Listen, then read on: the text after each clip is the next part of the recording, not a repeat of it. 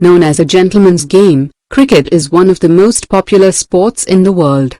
This game is beyond the limitations of race, age, gender and nationality. It is a bat and ball game played between two teams of 11 players each, on a ground comprising of an area about 4 to 7 acres having a 22.56 meters long and 3.66 meters wide rectangular pitch at its center, with a wicket at each end, each consisting of 2 bails balanced on 3 stumps.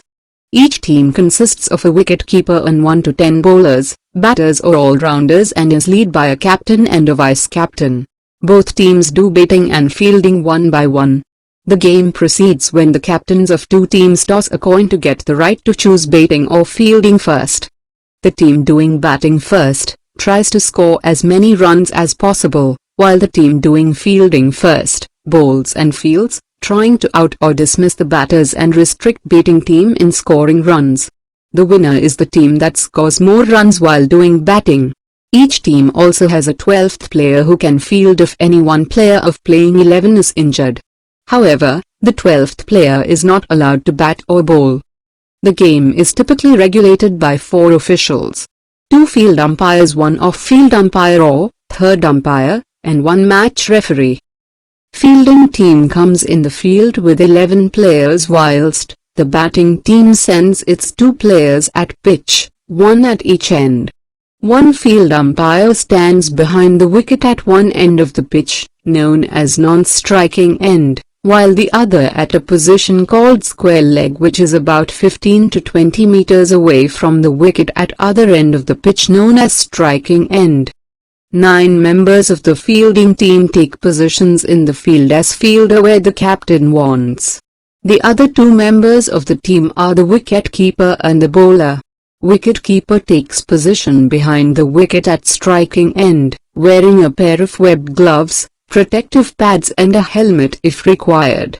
Bowler takes the ball and stands at some distance behind the wicket at non-striking end. The bowler crosses the umpire, and overarm bowls the ball towards the striking end, where a batter tends to hit the ball with a bat to score runs. The batting team is awarded runs either when the ball reaches the boundary of the field, or when the 2 batters swap ends of the pitch. 4 runs are scored if the ball reaches the perimeter rope of the ground after 1 or more bounces, and 6 runs if ball crosses the perimeter without any bounce. After hitting the ball into a gap in the field or away from fielders, if 2 batters run, cross each other and successfully reach at their opposite ends of the pitch, that is, creases, 1 run is scored by striker batter.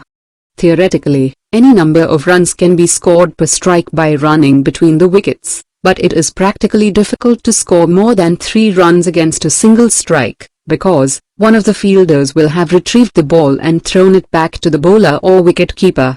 If an even number of runs is scored, the batter at striking end will receive the next ball. If an odd number of runs is scored, then the non-striking end batter will face the next ball. The batter's primary task is to defend the wicket, and not to get hits or score runs. A batter need not hit every ball bowled by bowler, and as deemed necessary may stop or leave any number of balls bowled by the bowler. Batters can choose not to run if they feel that they have little chance of scoring runs. For instance, if the ball travels to a fielder standing nearby. Scored runs are added to the individual score of the striker batter as well to team total. However, individual score is for record only, and it doesn't make any difference whatsoever on the game's output. Runs can also be scored by no balls, wide balls, byes and leg byes. However, runs scored by these methods are awarded to the batting team but not included to individual score of any batter.